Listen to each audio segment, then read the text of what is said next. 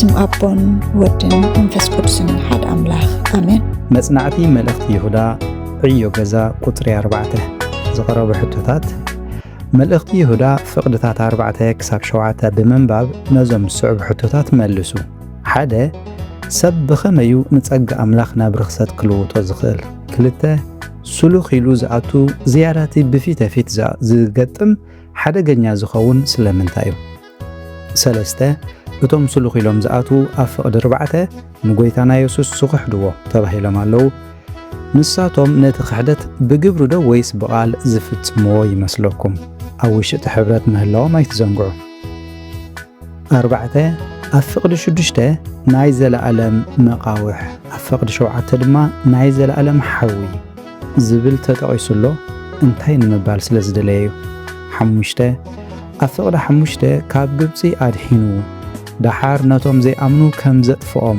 كبل كله أدحنهم أطفኦም زبل نستبهللو انتاي كبل يدليو شدشته يهودا أبتن سلسته مردأتاتات زي أمنو سفرهم وي معرقهم زي حلو كم اون زمنزورن بمبال تقيسلو أب سلستي زركب ناي حبر رأحي انتاي مسلوكم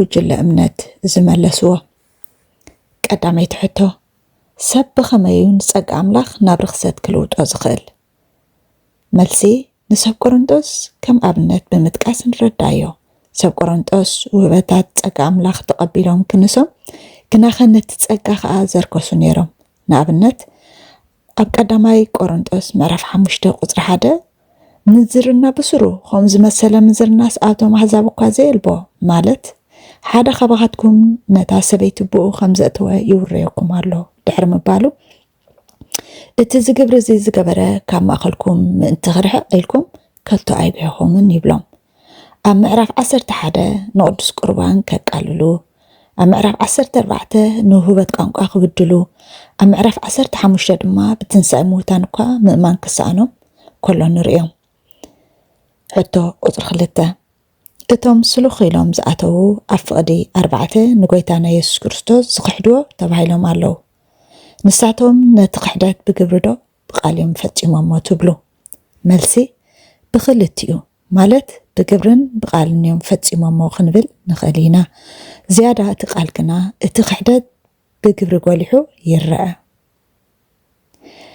ንኣብነት ክርስቶስ ጎይታ ምዃኑ ብቓሎም ክዛረቡ ከምስሉ ይኽእሉ እዮም بجبر جنا نقيتنت كريستوس كمزازو أيرعين جلا خالقتون تعيت مرتز مثل حزام بمتع نتخدد قص بقص أبت محبر كم تسفعفح يقبرو حتى قطر 3 أفقدي 5 كاب قبطي أدحينو دحرنتهم زي أمانو أطفهم كبل كله انتاي كبل يداليو ملسي كمتي كم مجمارسي مفتام يبلد زبهال إسرائيلاويان دما نتي كاب قبطي نموتسان كان ناب مئتاون زتوهبهم تساقا دحنت أي تطعملون أم مدربادا قاعت غزيفهم ترفو زرخمنا دحنت انت زي عاقبنا يو كافر دعملاح نتا أي نخوننا حانساب دحيننا إنا دليتنا انت قبرنا تساقام يابلون كابزولو مسحاتي كنتنقا كذا زخاخر ملأختيو حتى قصر 4 يهودا أبتن 3 مرداتات زي أمنو سفرهم وي معرقهم زي حلو كم اون زمن زرو زبطاقسلو اتي أب 3 يوم زركب نايحاب الرقحي انتاي مسلوكم إسرائيلاويان نتي خاب قبطي بحايال إيدو زوصهم كسامو داتا بزي مؤمانو طفو ملأختي أبتي كلوو زقبهم بوتان معرقن بزي مركبهم نايزل عالم مقاوح تفردو ሶዶም ጎሞራን ከምኡን እተን ኣብ ከባቢአን ዝነበራ ከተማታት ከዓ ብዘለኣለማዊ ሓዊ ጠፍኣ። ስለዚ እቲ ኣብ ሰለስቲኦም እንሪኦ ናይ ሓባር ረቑሒ ጥፍኣት፣ ክሕደት፣ ርኽሰት ዘይምእዛዝ ከም ዝነበረ ክንርዳእ ንኽእል።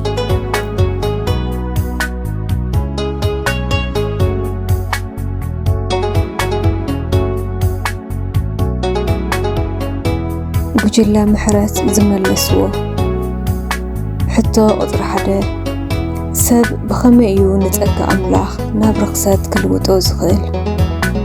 ጸጋ ካብ እግዚኣብሔር እንወሃቦ ነፃ ውህበት እዩ።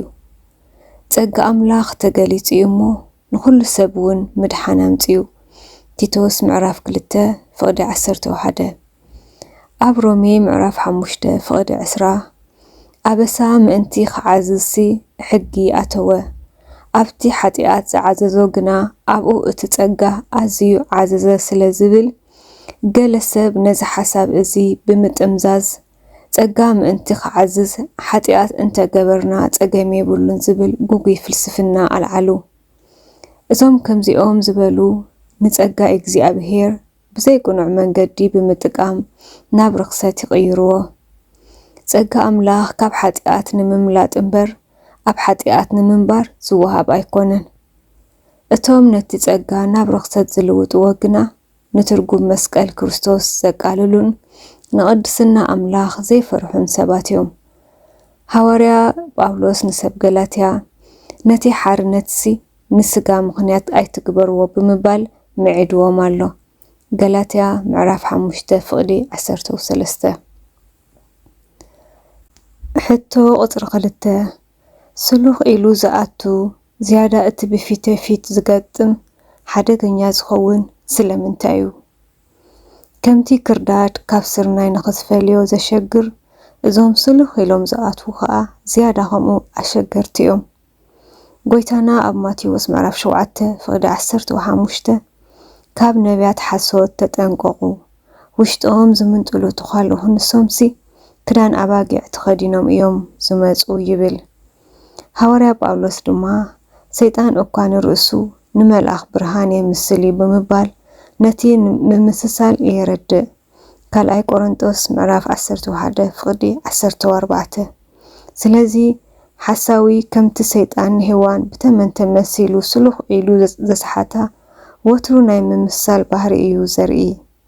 ነቲ ብፊት ፊት ዝገጥሙ ጸላኢ ንቑሕ ኮንካ ክትሕልዎ ትኽእል ኢኻ። እቲ ስሉኽ ኢሉ ዝኣቱ ግና የዳህልለካ ስለ ዝኾነ ኣዝዩ ሓደገኛ እዩ።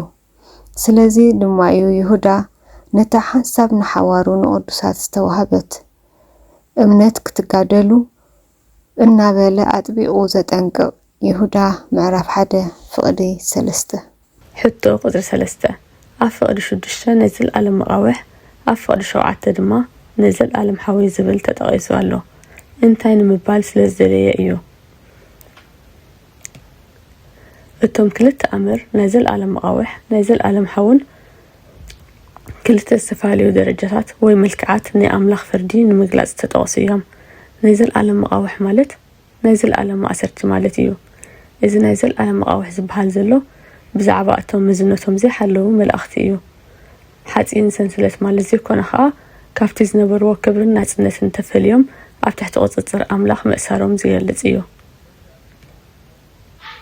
ዘለኣለም ምባሉ ድማ ካብዚ መለከታዊ እስርነት እዚ ዝወጽሉ ዕድል ከምዚ የለን ምርዳእ እዩ። ንዘለኣለም ሓዊ ፍቕዲ 7 እዚ ድማ ብዛዕባ እተን ብናይ ስጋ ትምኒትን ግብረ ሰዶምን ዝጠሓላ ከተማታት ሶዶምን ጎመራን እዩ ዝዛረብ። ሶዶምን ጎመራን ብሓቂ ብሓዊ እየን ጠፊአን። እቲ ኣብ ምድሪ ዝወረደን ሓዊ ነቲ ድሕሪ ሞት ዘጋጥም ናይ መወዳእታ ፍርዲ ምርኣያ ወይ ምልክት እዩ። ንዘለኣለም ሓዊ ክበሃል ከሎ እቲ ውፅኢት ናይቲ ፍርዲ ዘይምለስ ምዃኑን እቲ ብኣምላኽ ዝወረደ ማዕጻዕቲ ድማ ፍጹም ምዃኑን የመልክት። ሐዋርያ ይሁዳ ነዚኦም ክልተ ዘለኣለማውያን ፍርድታት ዝጠቅስ ዘሎ ነቶም ስሉኽ ኢሎም ዝኣተዉ መምሃራን ሓሶት ንምጥንቃቕ እዩ። መላእኽቲ ካብ ዘይመሓሩ ሶዶምን ጎመራን እውን ብሓዊ እንካብ ጠፍኣ እዞም ንጸጋ ኣምላኽ ዘቃልሉ ሰባት ከመይ ኢሎም ከምልጡ ይኽእሉ ዝብል ሞገተን ምቕራብ እዩ። ሕቶ ቁጽሪ 4 ይሁዳ ኣብተን 3 መረዳእታታት ዘይኣምኑ ሰፈሮም ወይ ማዕረጎም ዘይሓለው ከምኡውን ዝመንዘሩ ብምባል ጠቒሱ ኣሎ። ኣብ ሰለስቲኦም ዝርከብ ናይ ሓባር ረቕሒ እንታይ ይመስለኩም? ኣብ ሰለስቲኦም ዝርከብ ናይ ሓባር ረቕሒ እቲ መለከታዊ ፍርዲ ኣምላኽ እዩ። ጎይታ ንህዝቡ ካብ ምድሪ ግብፂ ኣድሒኑ ድሓር ነቶም ዘይኣመኑ ከም ዘጥፍኦም ንርኢ። ነቶም ሰፈሮም ዝሓደጉ ማዕረጎም ዘይሓለው መላእኽቲ ድማ ብነዘል ዓለም መቃውሕ ኣብ ትሕቲ ጸልማት ንፍርዲ ዓቂርዎም ከም ዘሎ ይነግረና። እተን ዝመንዘራ ድማ በቲ ዝወረደን ቅጽዓት ናይ ዘለዓለም ሓዊ ንመሰኪሕ ኮይነን ኣለዋ። ፍጡር ካብቲ ኣምላኽ ዝመደበሉ ቁኑዕ መንገዲ ወፂኡ ብገዛ ርእሱ ድሌትን ትዕቢትን ተደፋፊኡ ክነብር ምስ ዝመርጽ እቲ ዝስዕብ ውድቀት እዩ። ይሁዳ ነዚ ንምጥንቃቕ እዩ ዝጽሕፈሎም ዘሎ።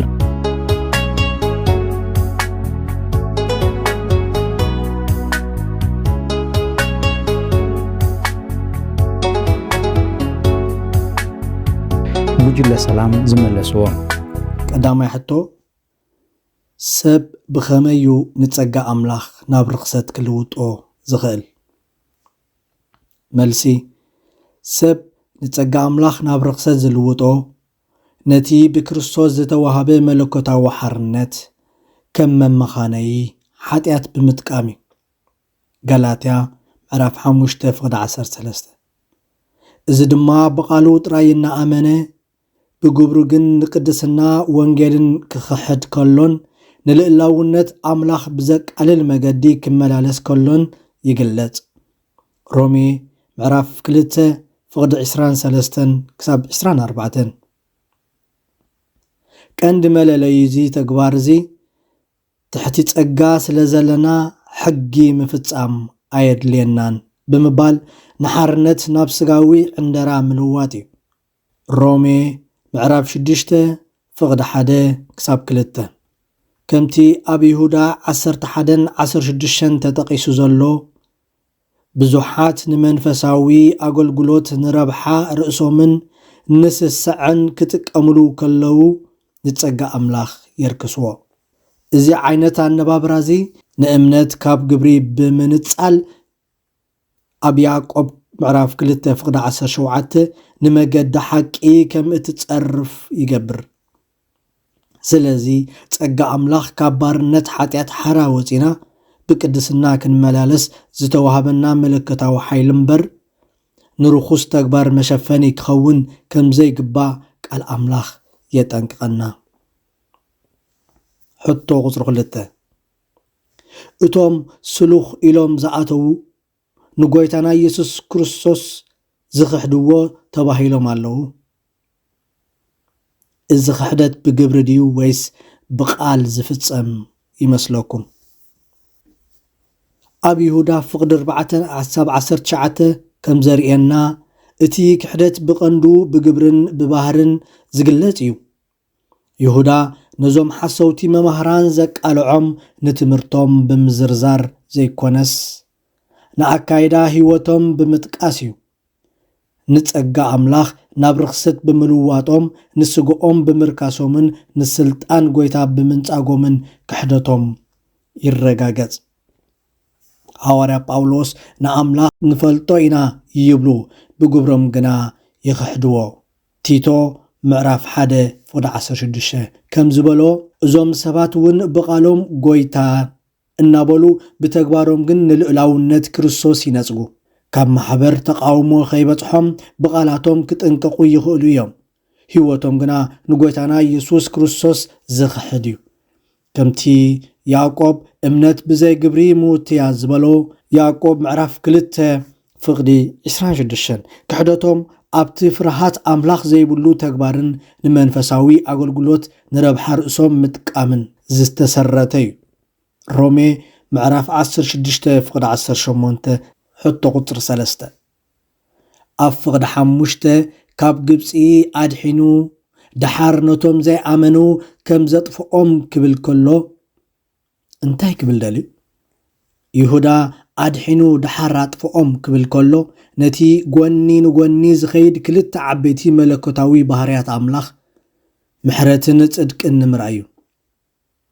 ኣድሒኑ ዝብል ቃል ነቲ መወዳእታ ዘይብሉ ፍቕሪ ኣምላኽ ክገልጽ ከሎ ኣጥፍኦም ዝብል ድማ ኣምላኽ ጻድቕ ስለ ዝኾነ ንሓጢኣት ሸለል ከም ዘይብልን ንጸጉኡ ንዕቕካ ብዘይ ምእማን ምምልላስ ከቢድ ተሓታትነት ከም ዘለዎን የርየና። እዚ ታሪኽ እዚ ንኣመንቲ ዝህቦ ዓብይ መጠንቀቕታ እቲ ንስሕተት ዝወሃብ ፍርዲ ዘይተርፍ ምዃኑ እዩ። ኣምላኽ ነቶም ብተኣምራት ካብ ግብፂ ዘውፅኦም ህዝቢ ጸኒሖም ብሰንኪ ዕልወቶም ከም ዝተፈርዱ እዞም ናብ ማሕበር ሰሊኾም ዝኣተዉ ሓሰውቲ መምህራን እውን ካብ መለኮታዊ ፍርዲ ከም ዘየምልጡ የርየና። መድሓንና ናይ ሓጢኣት መመኽነይታ ዘይኮነስ ብፍርሃት ኣምላኽ እንጸንዓሉ ቅዱስ ጽዋዕ እዩ። ካልኣይ ጴጥሮስ ምዕራፍ 2:9 ሕቶ ቁፅሪ 4 ይሁዳ ኣብተን 3 መረዳእታታት ዘይኣመኑ መዓርጎም ዘይሓለዉ ከምኡውን ዝመንዘሩ ኢሉ ጠቒሱሎ። ኣብ 3ኦም ዝርከብ ናይ ሓባር ረቋሒ እንታይ እዩ? ኣብ 3ኦም ኣብነታት እስራኤላውያን መላእኽቲ ሰብ ሶዶምን ጎሞራን ዝርከብ ሓባራዊ ረቋሒ ነቲ ኣምላኽ ዝሰርዓሎም መደብ ስፍራን ቅዱስ ስርዓትን መጥሓሲ እዩ። እስራኤላውያን ነቲ ኣምላኽ ዝሃቦም ናይ እምነት መገዲ ብዘይ ምእማን ጥሒሶም፣ መላእኽቲ ነቲ ኣምላኽ ዝሃቦም ክብሪ ወይ ማዕርግ ሓዲጎም ካብቲ ዝተመደበሎም ስፍራ ወፂኦም።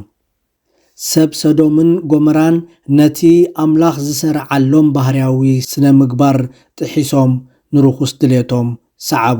ንሰለስቲኦም ሓደ ዝገበሮም ነቲ ዝተዋህቦም ጸጋ ዕሽሽ ብምባል ብመዓመፅን ብዘይ ምእዛዝን ካብ ፍቓድ ኣምላኽ ወፃኢ ንርእሶም ክመርሑ ምድላዮም እዩ።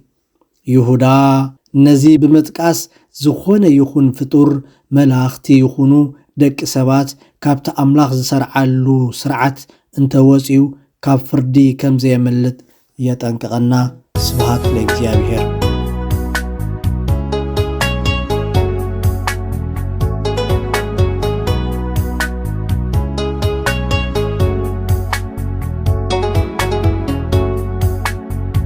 መጽናዕቲ መልእኽቲ ይሁዳ እዩ ገዛ ቁፅሪ 4 ቀዳማይ ሕቶ ሰብ ብኸመይ ንጸጋ ኣምላኽ ናብ ርክሰት ክልውጦ ዝኽእል? ብሓፂር ምላሽ ኣረድኡ። መልሲ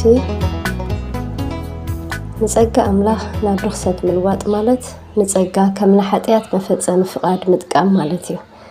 እዚ ድማ ብፍላጥን ብዘይፍላጥን ዝኸውን ኮይኑ ሓደ ነቲ እቲ ቅዱስ ቃል ኣምላኽ ብዛዕባ ጸጋ ዝብሎ ብብጥዋይ ንኣብነት ነቲ ኣብ ሮሜ ምዕራፍ 11:6 ብጸጋ ካብ ዝኸውን ግና እምበኣርስከ ካብ ግብሪ ኣይኮነን ዝብልን ኣብ ገላትያ ምዕራፍ 5:4 ዘሎ ኣቱም ብሕጊ ክትጸድቁ ትደልዩ ካብ ክርስቶስ ተፈለይኹም ካብ ጸጋ ወደቅኩም ዝብልን ብምጥቃስ ትሕቲ ሕጊ ክሳዕ ዘይኮና ግብሪ ከም ዘየድሊ ከረድኡ ይፍትኑ። 2 ንጎይታነት ኢየሱስ ክርስቶስ ብምኽሓድ። ሳልሳይ ነቲ እተዋህበ ጸጋ ንምድራዊ ክብሪ በሳርሒ ብምግባርን። ራብዓይ ድማ ንሓይሊ ጸጋ ብዘይ ምፍላጥን ንጸጋ ናብ ርክሰት ብልዋጥ ክፍጸም ይከኣል። ካልኣይ ሕቶ ስሉኽ ኢሉ ዝኣቱ ዝያዳቲ ብፊተፊት ዝገጥም ሓደገኛ ዝኸውን ስለምንታይ እዩ? መልሲ እቶም ብሕቡእ ሰሊኾም ዝኣቱ ካብቶም ብግልጽ ዝመፁ ዝያዳ ሓደገኛታት ዝኾኑሉ ምኽንያት ንምልላዮም ኣዝዩ ስለ ዘጸግምን ንነዊሕ እዋን ተሓቢኦም ክጸንሑ ስለ ዝኽእሉን እዩ። እዞም ሰባት እዚኣቶም ከምቲ መንሽሮ ዓብ ጉድኣት ክሳዕ ዘውርድ ንምልላዮም ግዜ ዝወስድ ንሳቶም ካብ ብምኽንያት ዝገብሮ ምምሳል ምልላዮም ግዜ ወስድን ክሳዕ መወዳእታ ጎይታይ ጎይታይ እናበሉን ተኣምራት እናገበሩን ከምቲ ኣብ ማቴዎስ ምዕራፍ 7 ዘሎ ከም ኣመንቲ ተመሲሎም ነፍሳት የጥፉን። ብተወሳኺ ሓደ ግዜ እኳ ምስ ተለለዩ በቶም ኣመንቲ ድሮ ተኣሚኖም ስለ ዝጸንሑ ነቲ ሓደጋ ንኣመንቲ ንምርዳእን ንምእማንን ግዜ ይወስድ። እዞም ሰባት እዚኣቶም ኣብ ውሽጢ ኮይኖም ንሓድነትን ነቲ ጥዑይ ትምህርትን ስለ ዘበላሽዎ ዝያዳቶም ብግልጽ ዝገጥሙ ንሓድነት ቤተክርስትያን ኣዝዮም ሓደገኛታት ይኾኑ። ሐዋርያት ጴጥሮስን ጳውሎስን እውን ብዛዕባ ከምዚኦም ዓይነት ሰባት ኣጠቂዖም ኣለዉ። ገላትያ ምዕራፍ 2 ፍቅድ 4 ካልኣይ ጴጥሮስ ምዕራፍ 2 ካብ ፍቅድ 1 ክሳብ 3 ሳልሳይ ሕቶ ኣብ ፍቅዲ 6 ናይ ዘለዓለም መቃውሕ ኣብ ፍቅዲ 7 ድማ ናይ ዘለዓለም ሓዊ ዝብል ተጠቂሱሎ እንታይ ንምባል ስለ ዝደለየ መልሲ ኣብ መልእክቲ ይሁዳ ተጠቂሶም ዘለው ናይ ዘለዓለም መቁሕን ናይ ዘለዓለም ሓውን ንጽንዓትን ዘይልወጥን ፍርዲ ኣምላኽ ዝገልጹ እዮም ናይ ዘለዓለም መቁሕ ነቶም ዝወደቁ መላእክቲ ካብ ኣምላኽ ተፈልዮም ማለት ኣብ ጸልማት ኮይኖም ናብቲ ዝቀደመ ክብሮም ክምለሱ ከም ዘይክእሉን ኣብ ትሕቲ ቁጽጽር ኣምላኽ ምእሳሮምን የርኢ ናይ ዘለዓለም ሓዊ ድማ ከምቲ ኣብ ሶዶምን ጎሞራን ዝተረኣየ ማለት ኣብ ዘፍጥረት ምዕራፍ 19 ካብ ፍቅዲ 24 ክሳብ 26 ንሰይጣንን ሰራዊቱን ዝተዳለወ ከምቲ ማቴዎስ 25:11 ዝብሎ ነቶም ድሓር ዝመጹ በደለኛታት ድማ መሰክሒ ዝኾነ ናይ መወዳእታን ዘይለዋወጥን መለኮታዊ ፍርዲ ዝገልጽ ምስክር እዩ እዚ ኩሉ ድማ ኣምላኽ ነቶም ዘይተኣዘዙ መላእክቲ ይኹኑ ሰባት ክሳዕታ ኣባይ መዓልቲ ፍርዲ ብኸመይ ከም ዝሕዞምን ከም ዘጽንዖምን ዘረጋግጽ እዩ ረባዒ ሕቶ ይሁዳ ኣብተን ሰለስተ መረዳእታታት ዘይኣመኑ ሰፈሮም ወይ ማዕርጎም ዘይሓለው ከምኡን ዝመንዘሩን ብምባል ጠቂሱሎ ኣብ ሰለስቲኦም ዝርከብ ናይ ሓባር ረቑሒ እንታይ ይመስለኩም መልሲ እቶም ዘይኣመኑን ሰፈሮም ወይ ቦታኦም ዘይሓለው ከምኡን ዝመንዘሩን ዘርእዎም ሓባራዊ ባህርያት ኣብ ክልተ ቀንዲ ነጥብታት ክንሪኦም ንኽእል ቀዳማይ ንልኡላውነትን ትእዛዛትን ኣምላኽ ብምጻእ ዘርእይዎ ዘይምእዛዝ ክኸውን ከሎ እቲ ካልኣይ ድማ ነቲ ንቅድስና ዝተዋሃቦም ጸጋ ኣምላኽ ናብ ርክሰት ምልዋጦም እዩ